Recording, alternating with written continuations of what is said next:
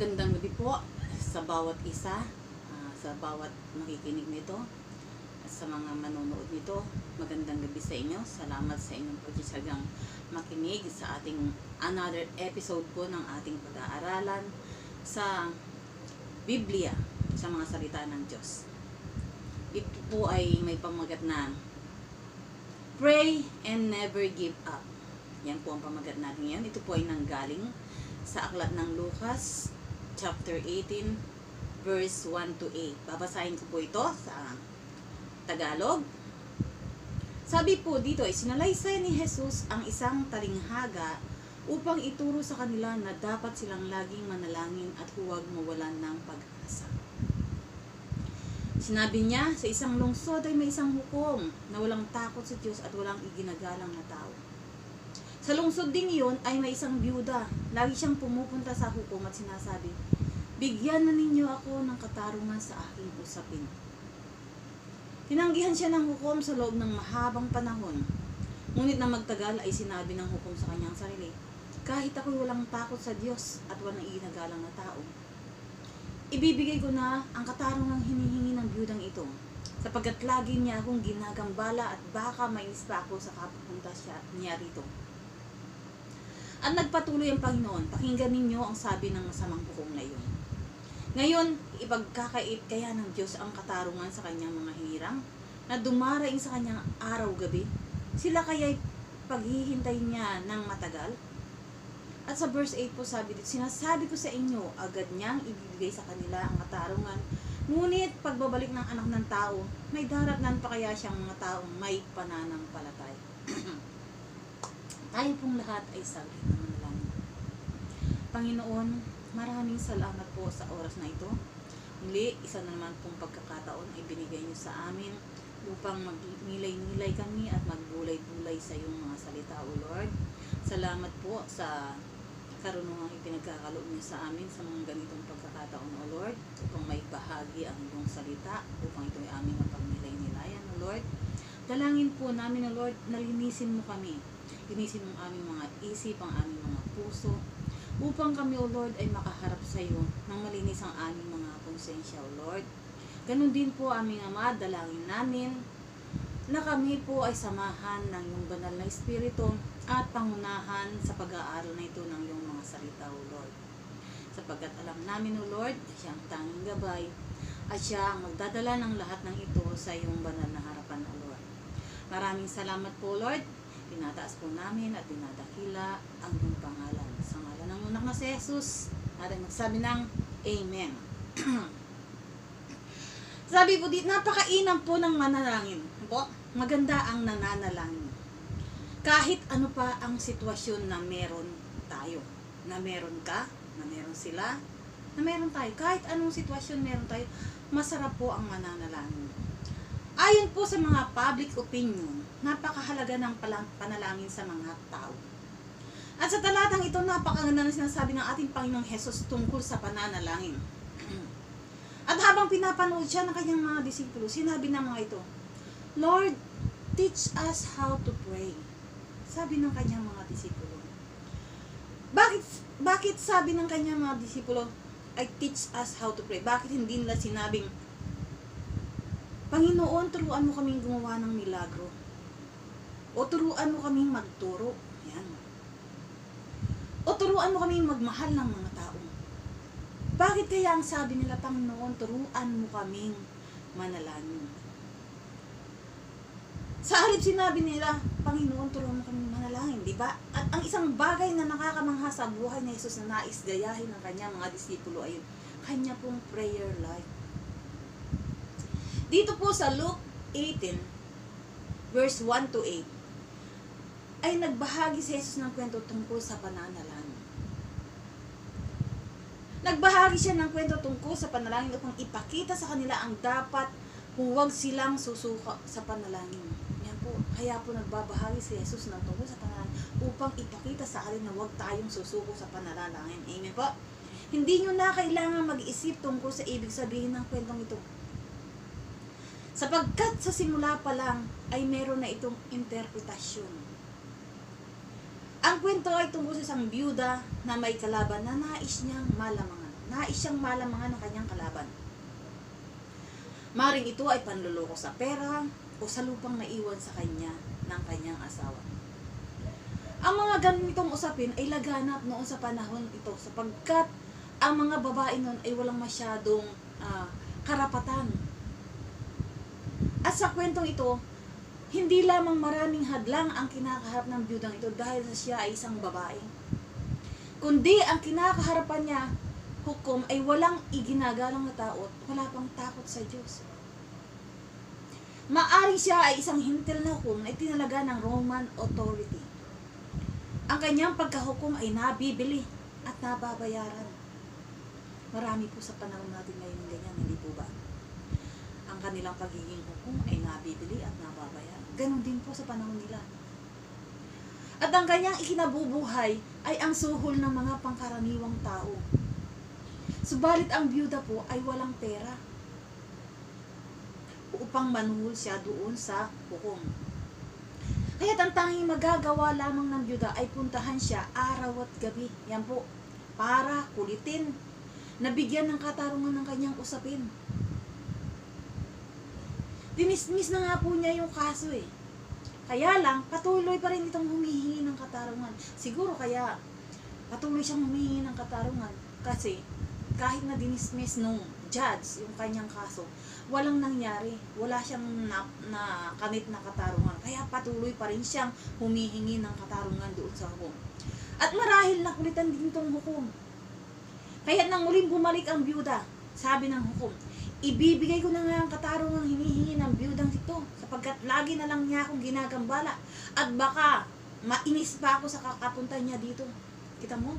Siguro nakulitan na yung judge sa kapupunta ng byuda sa kanya.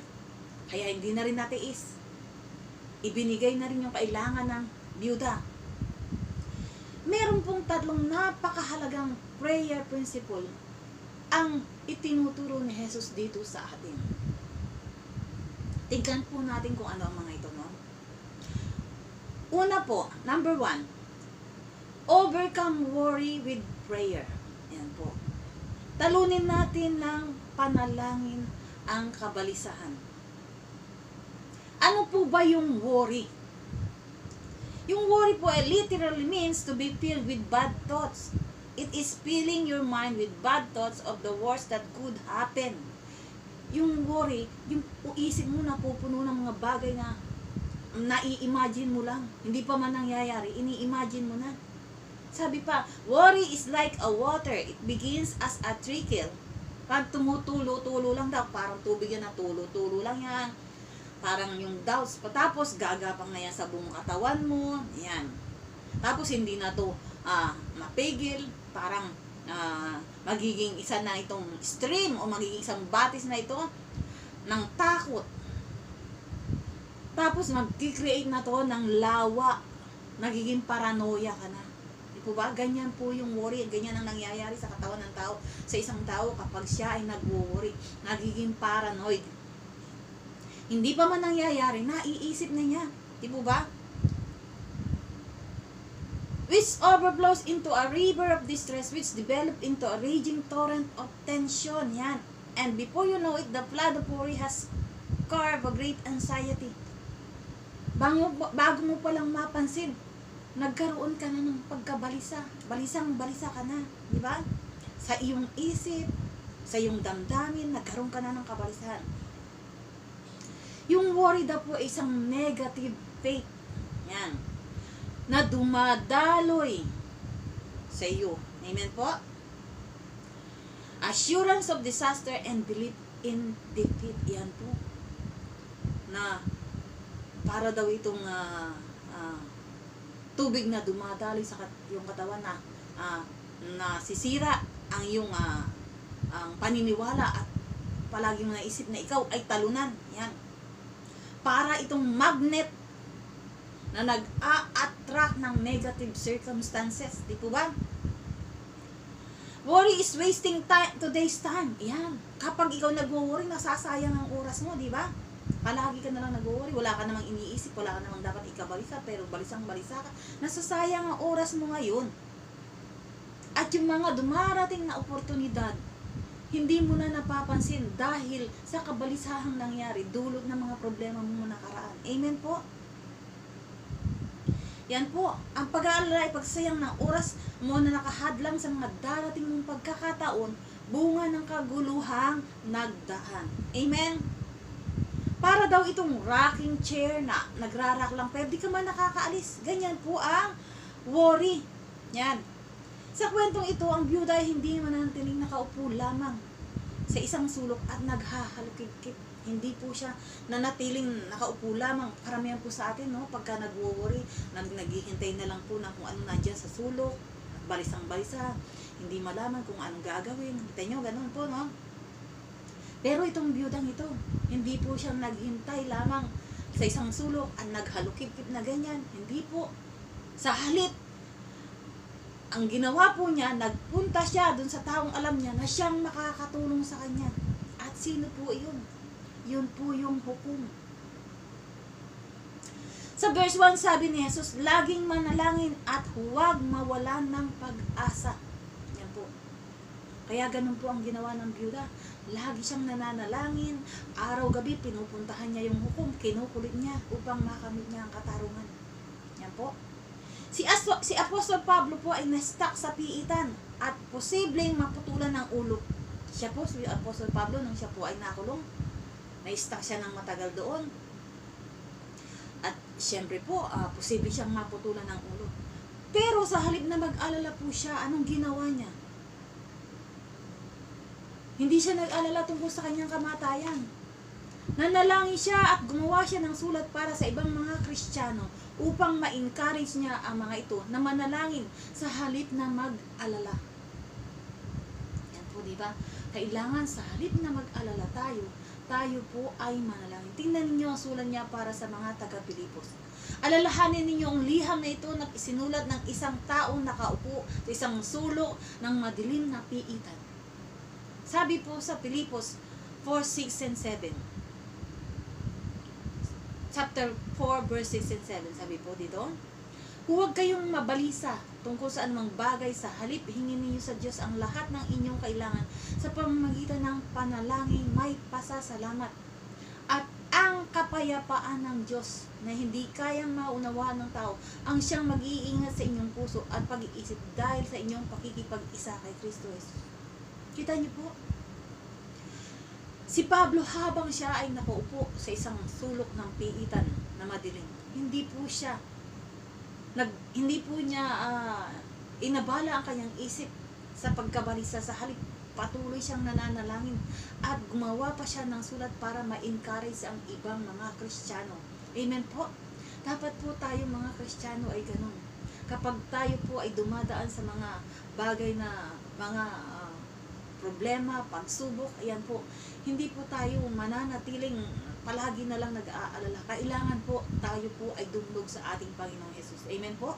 Tayo po ay manalangin at makakatagpo po tayo ng kapayapaan. Amen. Sabi po, ang kapayapaan ng Diyos na hindi kayang maunawaan ng tao, ang siyang mag-iingat sa inyong puso at pag-iisip dahil sa inyong pakikipag-isa kay Kristo Jesus. Huwag kayong magalit o mag-alala. Sa halip, manalangin kayo. Hayaan ninyo ang inyong mga hinihiling at mga pagpupuri ay mag-iisang panalangin. Yan po. At ang kapayapaan po ng Diyos ay isa sa inyo. Amen. Kung kayo ay humaharap sa mga pagsubok sa buhay, dalawa lang po ang pagpipilian ninyo. Mag-alala o manalangin. Saan po kayo doon? Nais niyo po bang mag-alala o mas nais nyo ang manalangin?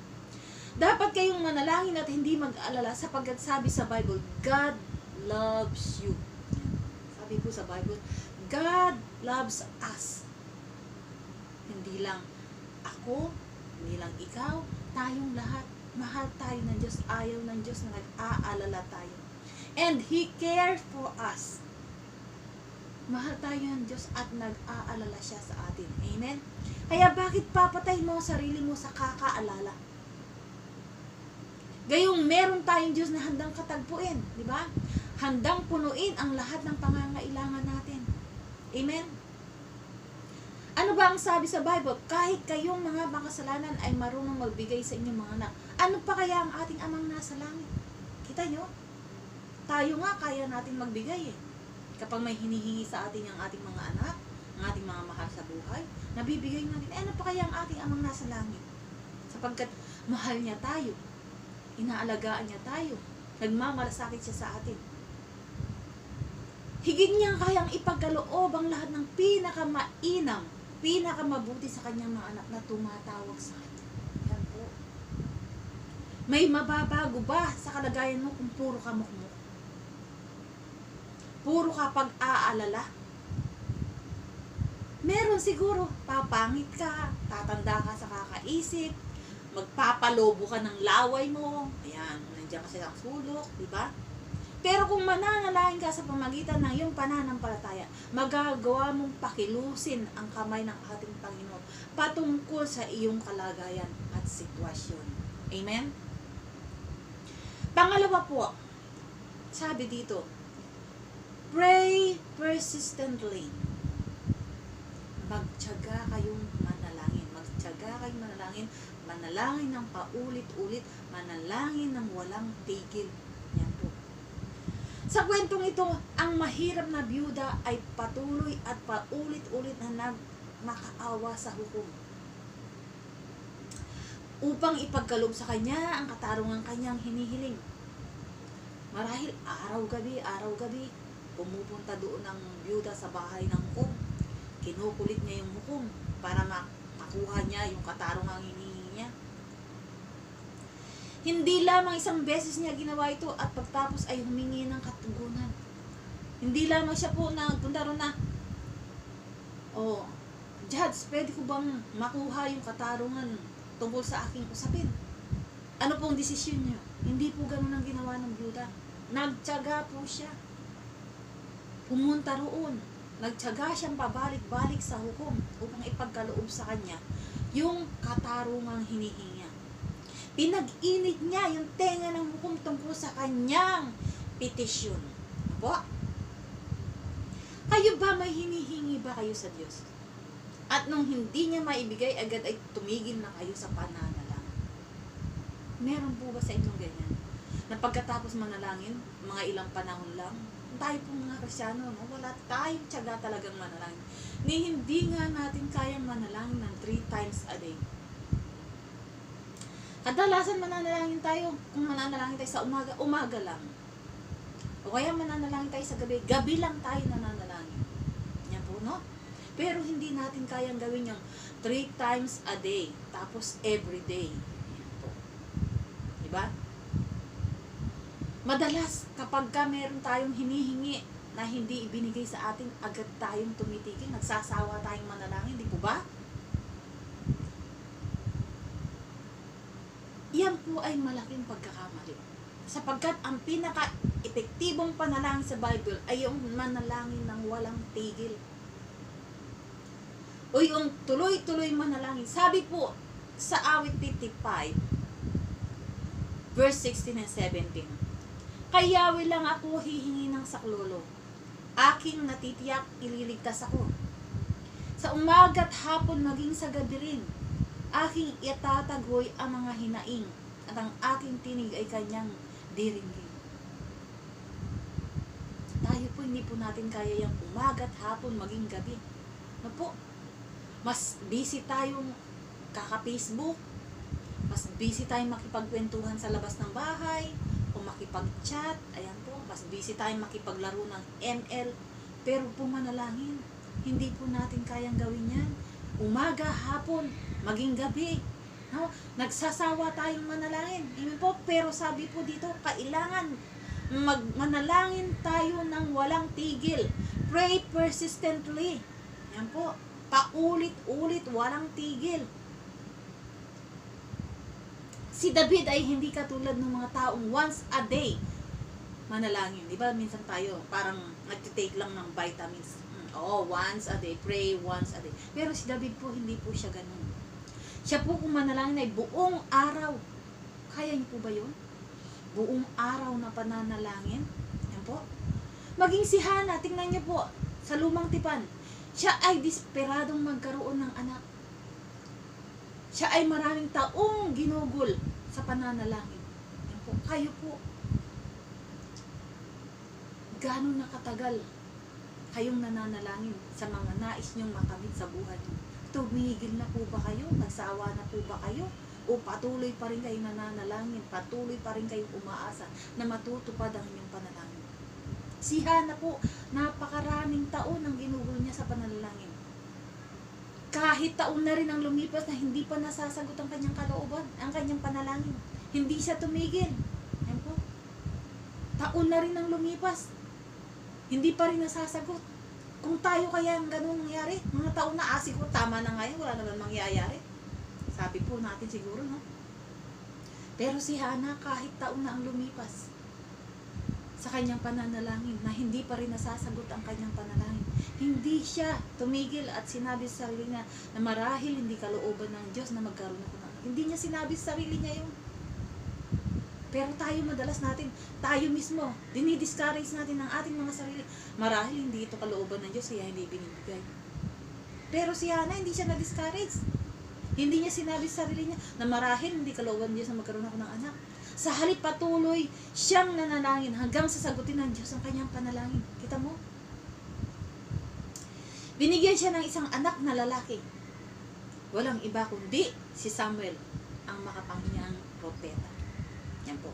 Si Pablo ay may pinagdurusahang napakasakit po na tinatawag niyang tinik sa laman. Dumalangin siya sa Diyos na alisin ang sakit na ito sa kanya. Hindi lamang isa, dalawa, kundi 3 ulit siyang dumalangin bago siya sinagot ng Diyos. Subalit ang sagot sa kanya ay hindi yung hinihingi niyang kasagutan. Yan po, tulad nga ng sabi ni Pastor Rico kanina sa kanyang preaching. Paano kung yung hinihingi, ang sagot na binigay sa iyo ay hindi yung hinihingi mo? Anong gagawin mo? Diba? Ganyan po si Pablo. Sabi niya sa Diyos, alisin yung tinik sa kanyang laman. Subalit, binigyan siya ng sagot, pero hindi yung kanyang hinihingi ang isinagot sa kanya. Hindi inalis ng Diyos ang tinik, salig binayaan siya ng Diyos ng kalakasan upang makayanan niya ang magtiis sa kanyang pagdurusang pinagdaraanan. Ayan po, minsan, kung tayo po ay humingi, halimbawa tayo po ay may sakit, humihingi po tayo ng kagalingan. Minsan hindi po antimano paggaling ang binibigay sa atin. Binibigyan tayo ng kalakasan ng Panginoon. Diba? Mararamdaman mo, unti-unti kang lumalakas at nakakayanan mo yung sakit na nadarama mo. Diba? Ganon. Hindi sa isang iglap matatanggal yung kirot. Sa isang iglap matatanggal yung sakit. Bibigyan ka niya ng kalakasan na unti-unti mong mararamdaman na nakakayanan mo na yung sakit na yung nararamdaman. Diba? Ganon po ang ibinigay niya kay Pablo. Binigyan niya ng kalakasan si Pablo upang makayanan niya ang magtiis sa kanyang dinaraan ng pagdurusa. Amen? Kaya't si Pablo ay nagsimulang luwalhatiin ng Diyos sa gitna ng kanyang pagdurusa. Ganun po dapat tayo. Nasa kabila ng tayo mga pinagdaraanan, lalo na ngayong panahon nito ng pandemya, nasa kabila ng ating pinagdaraanan, matuto pa rin tayong luwalhatiin ng Diyos. Matuto pa rin tayong magpuri sa Diyos, magpasalamat sa Diyos. Amen? Maging si Jesus ay ganun din. Walang tigil siyang nanalangin nung gabing bago siya ipako sa krus. Kita niyo si Jesus din, nanalangin din siya. Nasa garden siya ng Gethsemane noon. Ibinuhos niya lahat ng nilalaman ng kanyang puso sa kanyang Ama. At sa taimtiman ng kanyang pananalangin, dugo na ang tumutulo sa kanyang loob. Sa halip na ito ay pawis, ito ay dugo na po. Sabi niya po, Ama ko, ilayo mo sa akin ang pagdurusang ito. Ngunit hindi ang kalooban ko, kundi ang kalooban mo ang masunod. Paulit-ulit niya itong hiniling. 3 beses siyang dumulog sa kanyang Ama. At pinakinggan siya ng kanyang Ama. Binigyan siya nito ng kalakasan upang harapin niya ang kanyang kamatayan sa krus. Kita niyo? Hindi naman inalis ng Diyos na, o sige, huwag na natin gawin niya ang pagkakapako mo sa krus. Hindi naman po ganun ang ginawa ng Ama kay Jesus. Ang ginawa niya, binigyan siya ng kalakasan ng Ama upang maharap niya ang kanyang kamatayan sa krus. Amen? Persistence, siyang po pagtsatsaga ay isang napakahalagang dahilan sa pananalangin. Kailangan matyaga. Yan po ay isang napakahalagang dahilan sa pananalangin. Yung pagtsatsaga. Yan po, no? At ang katyagaan ay napakahalagang sangkap sa lahat ng area ng buhay Kristiyano. Kapag ikaw ay isang Kristiyano, hindi ka po matyaga, madali kang magsasawa na kapupunta sa church. Ayan po, kaya po napakaraming Kristiyano ang tumitigil kasi kung nagsasawa silang pumunta sa church, parang naboboard sila na every Sunday, nagpo-praise and worship, every Sunday, nakikinig ng preaching. Parang meron silang gustong lalo na kung ang preacher ay hindi gaanong kagalingan mag-preach. Di po ba? Yung ibang mga Kristiyano po, sila po ay nawawalan ng gana. Yan, hindi nila napagtsatsagaan yung ganon. Nawawalan sila ng gana, hanggang sa titigil na sila. Subalit, ang katyagaan po ay napakahalagang sangkap sa lahat ng area ng ating buhay Kristiyano. Hindi lang po basta pananalangin, sapagkat pinagpapala ng Diyos ang matyagang manalangin. Amen? Kaya't anuman ang pinagdaraanan mo ngayon, huwag kang susuko. Tandaan mo ito, laging tutugon ng ating Panginoon, hindi sa panahon na gusto natin. Hindi sa kaparaan ng gusto natin, kundi sa kanyang oras, sa kanyang panahon, at sa kanyang kaparaanan. Amen? Bakit po?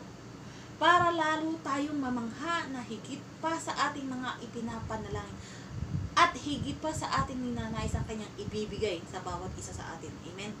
Kaya, huwag ka lamang susuko.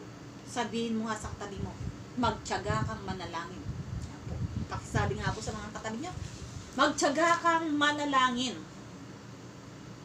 Number 3 po, sabi po dito, never ever doubt. Pray positively.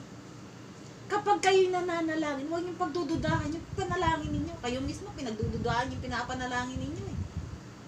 Pag nananalangin kayo, manalangin kayo ng positibo. Yan po. Sa kwentong ito, tayo ay kinakatawan ng byuda. Parang tayo yung byuda. Yan, no?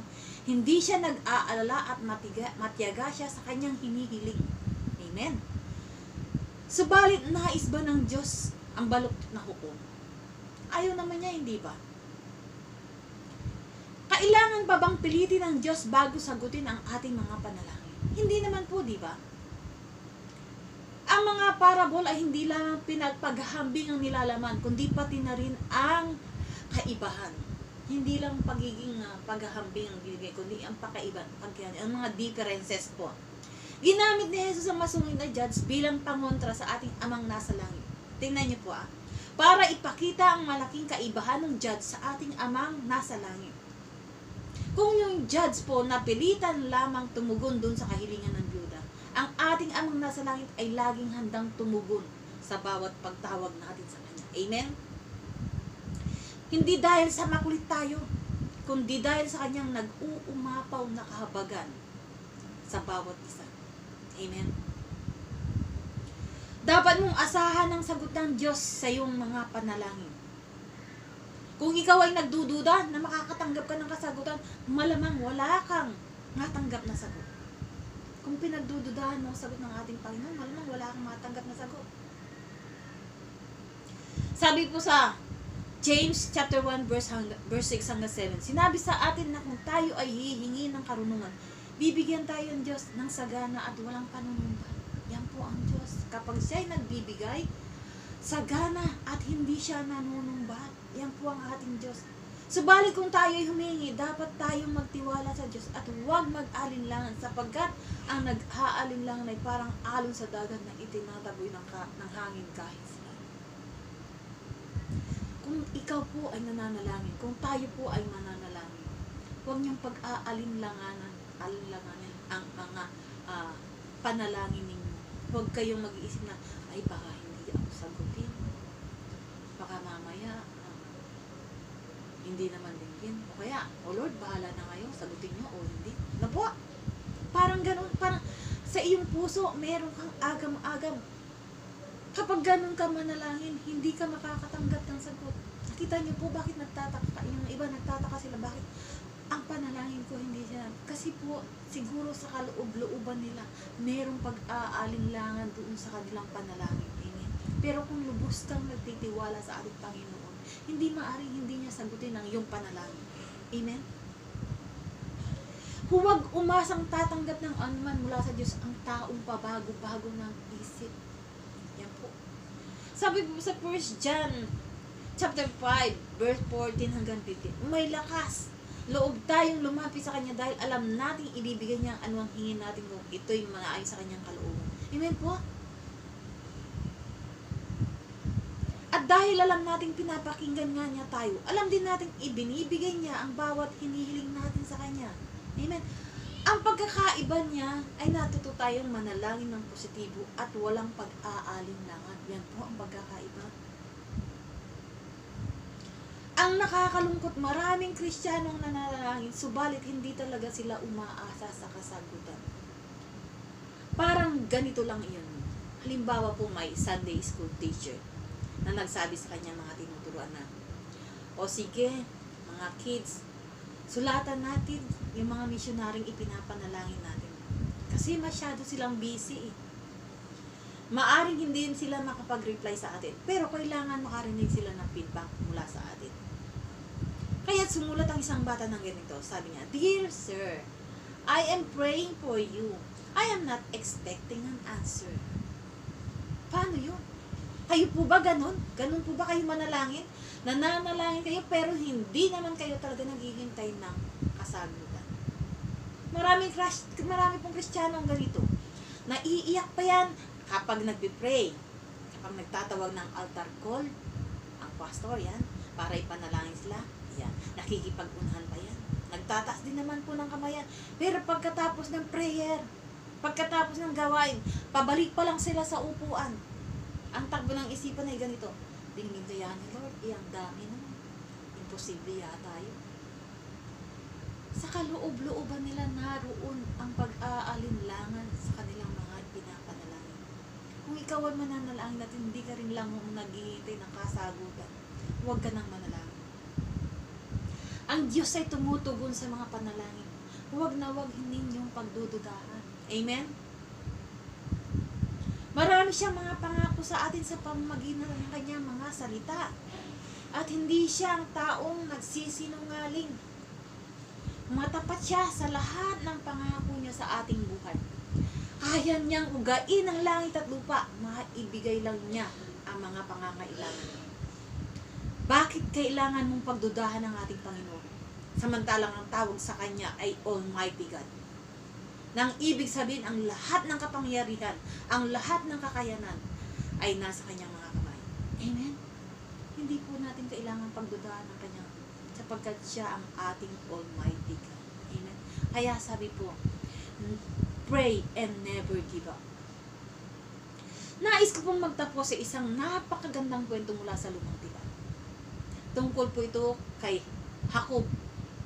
Nakipagbuno siya sa isang anghel. Sabi po ito sa Genesis 32. Si Jacob at ang anghel ay nagpambuno buong magdamag hanggang umabot sila ng umaga. Hindi niya binitawan yung anghel. Sabi nito sa kanya, bitawan mo na ako at mag-uumaga na. Kung tutusin kaya ng anghel, alisin yung kamay ni Jacob sa kanya. Diba? Sapagkat malakas ang anghel. Subalit tinuturuan ng Diyos si Jacob. Tinuturuan ng Diyos tayo. Na napakahalagang aral tungkol sa power of persistent. Power of persistent prayer. Ayan po. Lakas na dulot ng pagtsatsaga at pagkamasigasig sa pananalangin. Imagine nakayakap si Jacob sa anghel at sabi niya, hindi kita bibitawan hanggat hindi mo ako pinapagpala. Sabi ng anghel, sige, ang tawag sa iyo ay Jacob. Ibig sabihin, graver. Ayun, mangunguha, mga agaw.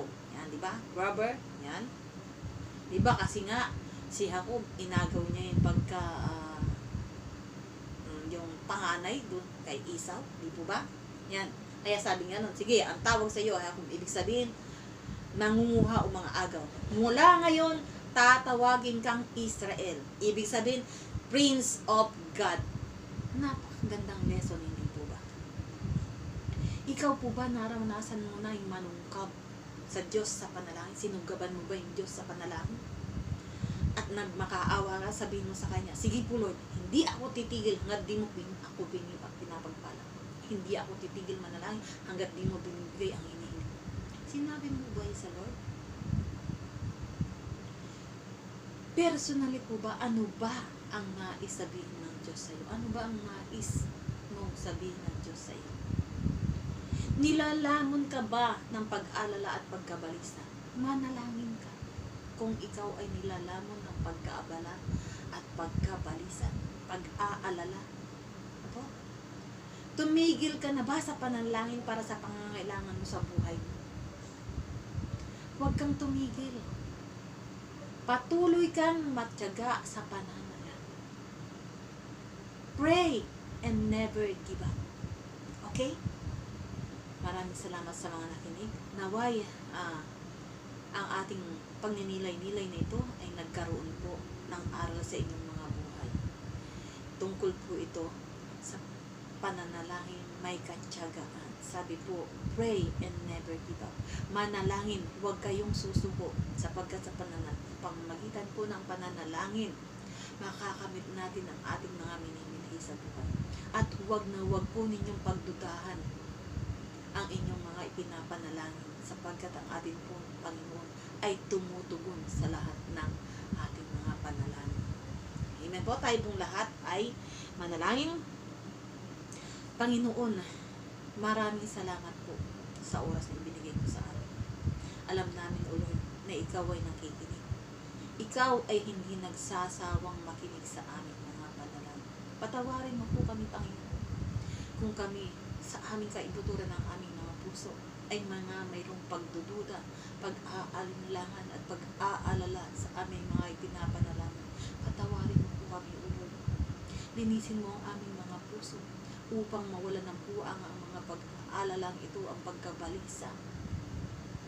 Mawala ng puwang ang mga pagdududang ito, O Lord, sa aming mga puso. Kundi po matuon ang aming panalangin na matuto kaming magtiyaga manalangin, matuto kaming manalangin ng walang tigil, ng paulit-ulit, at hindi kami magsawang manalangin at matyaga kami maghintay sa iyong pagsagot. Alam namin po, Panginoon, na iba ang kaparaanan sa aming kaparaanan. Kaya po aming mga salamat sa iyong pagtuturo sa amin na maging matyaga kami, O Lord. Pagpalain mo po ang bawat isa sa amin, O Lord. Maging ang aking mga kamanggagawa, O Lord, at lahat ng mga nakikinig sa oras na ito, ang lahat ng nanonood, O Lord, pagpalain mo po sila, O Lord. Patuloy mo nga po kami, turuang manalangin, katulad ng ninanais ng yung mga disipulo na yung mga apostol, O Lord. Turuan mo rin kaming manalangin, O Lord. Sapagkat alam namin, itong aming kalakasan, Lord, ang pananalangin sa inyo, Lord. Alam namin, nakikita mo sa aming mga puso ang aming pagtitiyaga, O Lord. Kaya po alam namin na sa tamang panahon, ikaw ay sasagot sa panalangin namin, sa panalangin ng bawat isa sa amin. Maraming salamat po, O Lord, sa oras nito. Muli po tinataas namin ang iyong pangalan, Lord, at amin pong inaalala ang aming mga kapatiran sa panahon ito, O Lord, itong maraan ay may pinagdaraan ng hindi magandang kalalagayan, O Lord.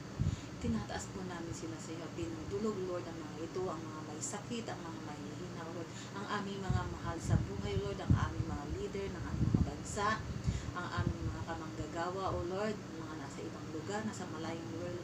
Pagpalain niyo po sila, patuloy niyo po silang i-cover ng blood ng Jesus, O Lord. Patuloy niyo po silang gabayan ng iyong banal na Espiritu, O Lord, upang hindi sila maagaw ng kaaway sa iyong mga kamay, O Lord. Maraming salamat po. Pangalan mo lamang po ang aming itataas at ikaw lamang aming dadakilain sa lahat ng panahon ng aming buhay, O Lord. Sa iyo po namin ang pinagkakatiwalang aming mga buhay, O Lord. Sa ngalan ng iyong anak na si Jesus, ito po ang aming samang panalangin. In Jesus' mighty name. Lahat ay magsabi ng Amen, Amen, Amen.